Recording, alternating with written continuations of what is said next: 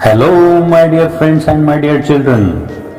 Welcome to the new session of our e-learning class. This is Standard 7, Subject English, Unit number 3, Lesson number 5, which is titled as The Red-Headed Leaf.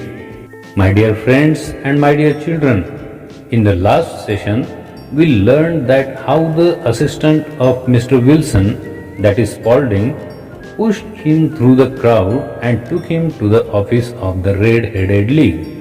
मागील तासाला आपण पाहिलं की कसं mister विल्सनच्या मदतनीसाने स्पॉल्डिंगने त्यांना गर्दीतून मार्ग काढत काढत द रेड-हेडेड लीगच्या म्हणजेच लाल केसवाल्या संघटनेच्या ऑफिसमध्ये घेऊन गेला. Now it's time to read the rest part of this first part. आणि आता आपण या पहिल्या भागातील राहिलेला भाग शिकूया. So, are you ready? Then let's go for it with Rajdi. परंतु स्पॉल्डिंग या त्यांच्या मदतनीसाने मात्र पुश थ्रू द क्राऊड याचा अर्थ this is a phrase.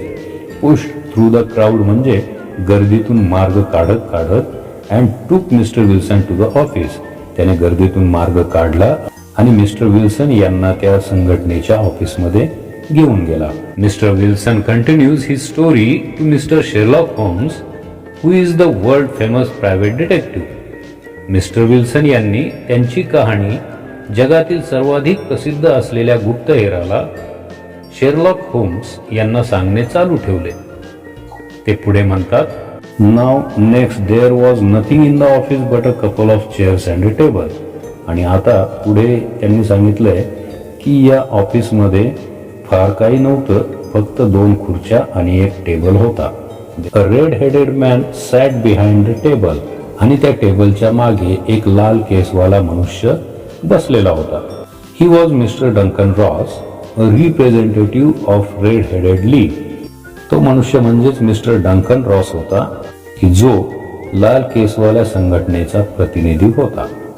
He was very pleased to see Mr. Wilson and announced immediately that he was well suited for the job.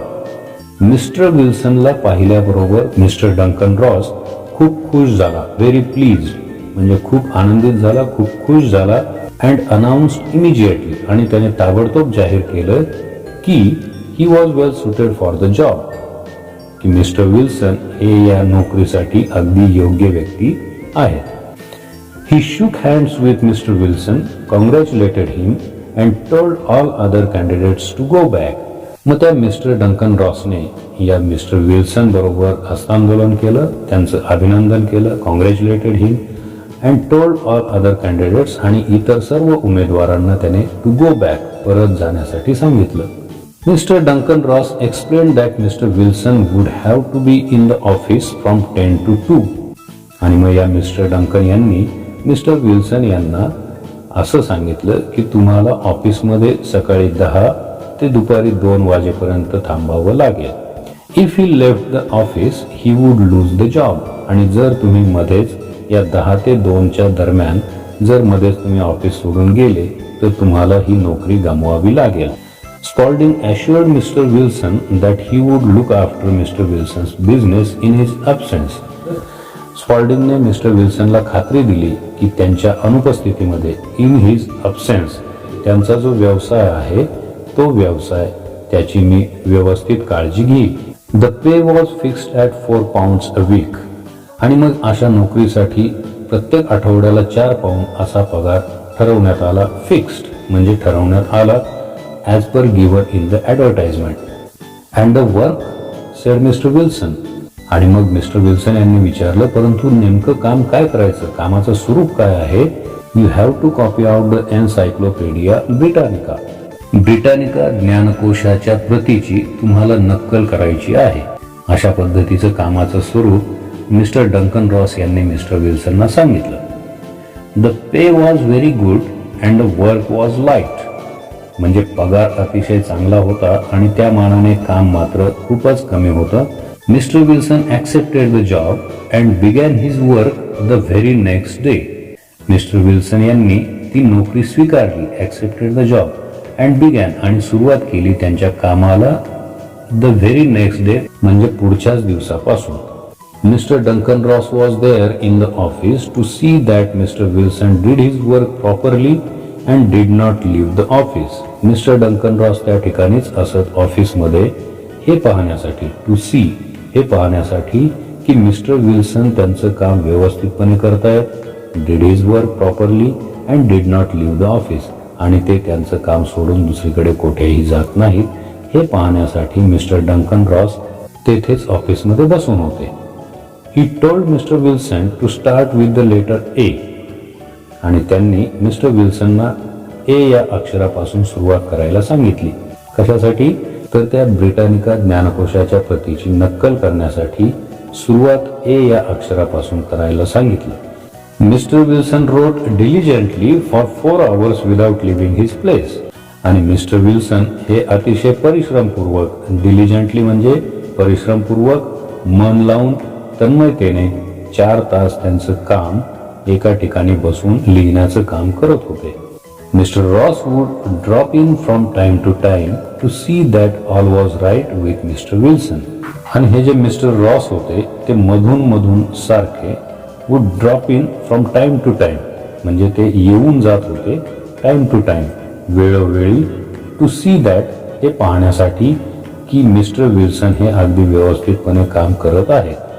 At 2 o'clock he bed mister Wilson good day and lock the door of the office, आणि दुपारी 2 वाजता त्याने mister विल्सनला निरोप दिला आणि ऑफिसच्या दरवाजाला कुलूप लावून घेतला. Now here listen and answer, ऐका आणि उत्तर द्या. Why was Fleet Street full of red headed people? जाहिरातीत दिलेला 7 फीट स्ट्रीट हा जो रस्ता होता तो लाल केसवाल्या लोकांनी का बरे भरून गेला होता? The Fleet Street was full of red-headed people because they were came there to apply for the job in that office of red-headed people. Who was well suited for the job? या नोकरीसाठी कोण अगदी perfect होता, कोण योग्य होतं, कोण चांगल्या प्रकारे योग्य किंवा पात्र होता? तर mister Wilson was well suited for the job. Why did Mister Wilson accept the job? Mister Wilson यांनी ती नोकरी का बरं स्वीकारली? Because 4 pounds a week was a good payment and the work given was very light. कारण दर आठवड्याला 4 pounds असा पगार हा अतिशय चांगला पगार होता आणि त्या मानाने काम मात्र अतिशय थोडं होतं. Would you like to do such a job? Why? तुम्हाला अशी नोकरी करणे आवडेल का आणि का बरं? No, मला ही नोकरी करायला आवडणार नाही. Because the conditions put forward are not trustworthy, they are doubtful. म्हणजेच या 4 पाऊंड पगाराच्या नोकरीसाठी त्यांनी जी कंडिशन ठेवलेली आहे, जी अट ठेवलेली आहे ती मात्र संशयास्पद आहे. कारण या ठिकाणी काय सांगितलं होतं की 4 तास फक्त तुम्हाला लिहिण्याचं काम करायचं आहे, ब्रिटानिका ज्ञानकोशाची प्रतीची नक्कल करायची आहे आणि त्या 4 तासाच्या दरम्यान तुम्ही काम सोडून बाहेर कुठेही जायचं नाही. आणि त्यामुळे या ज्या अटी समोर ठेवलेल्या होत्या या अटी संशयास्पद होत्या, त्यांच्याबद्दल शंका मनात येणं स्वाभाविक होतं, म्हणून अशी नोकरी आपण करणार नाही. This went on day after day Mr Holmes said Mr Wilson, and on Saturday I got my salary. आणि मिस्टर होम्स हे असं अनेक दिवस चालूच राहिलं, मिस्टर विल्सन म्हणाले. अँड ऑन सॅटरडे आणि शनिवारी मला माझा पगार मिळाला. I got my salary. It was the same next week and the same the week after. आणि असंच पुढच्या आठवड्यात घडलं आणि तसंच त्याच्याही पुढच्या आठवड्यात घडलं. After a few days Mr Duncan Ross came in only once in a while and after a time he did not come in at all. आणि काही दिवसानंतर मिस्टर डंकन क्वचितच कधीतरी कचेरीत यायचे आणि त्यानंतर मात्र ते अजिबात फिरकले सुद्धा नाही. Mister Wilson continued. Mister Wilson यांनी त्यांची कहाणी पुढे चालू ठेवली.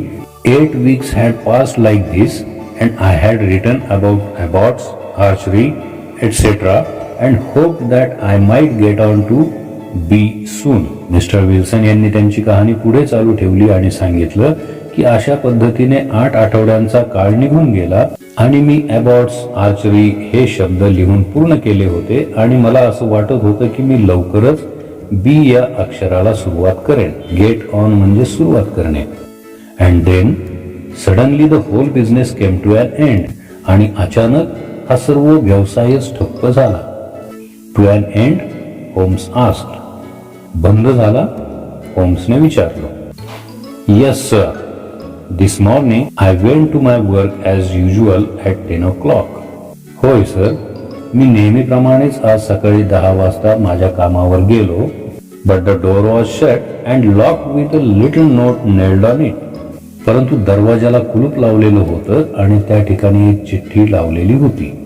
इट सेड, आणि त्या चिठ्ठीत लिहिलेलं होतं, the red headed league is dissolved October 9, 1880.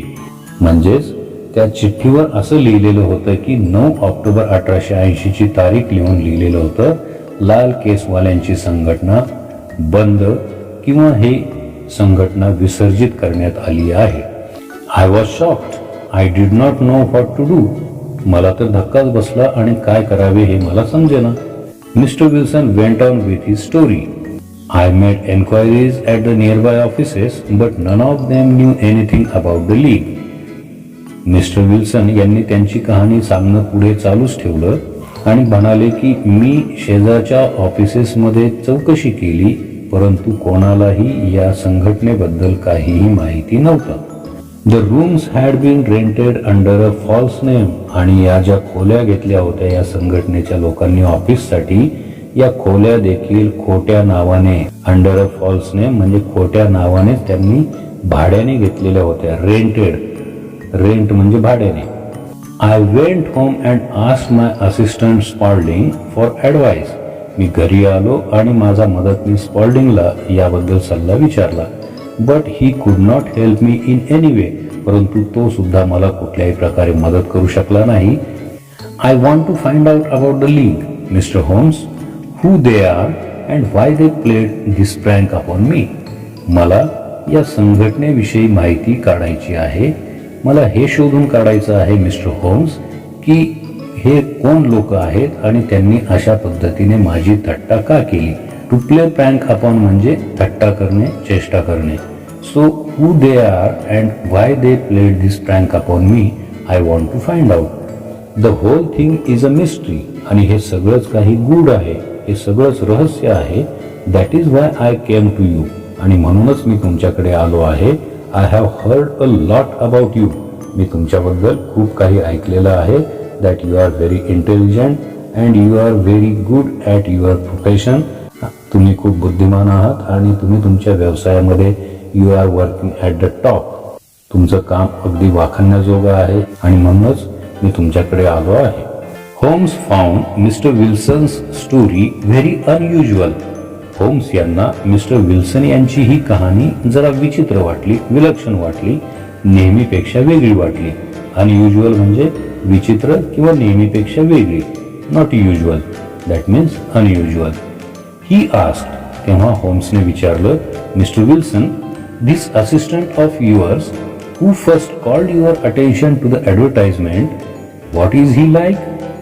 मग होम्सने विचारलं, मिस्टर विल्सन, मला हे सांगा, तुमचा तो जो मदतनीस आहे की ज्याने तुमचं पहिल्यांदा या जाहिरातीकडे लक्ष वेधलं, व्हॉट इज ही लाईक म्हणजे तो कसा दिसतो. Small, stout, with no hair on his face. तो लहान आहे, बुटका आहे. स्टाउट, स्टाउट म्हणजे स्थूल, लठ्ठ.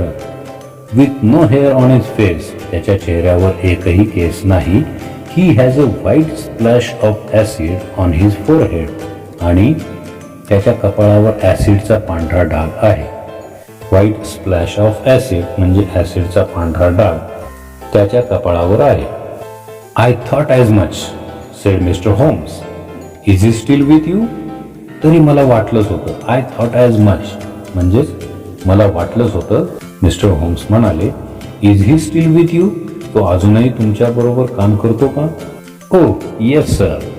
होय सर, तो अद्यापही माझ्याबरोबर काम करतो. That will do Mr Wilson.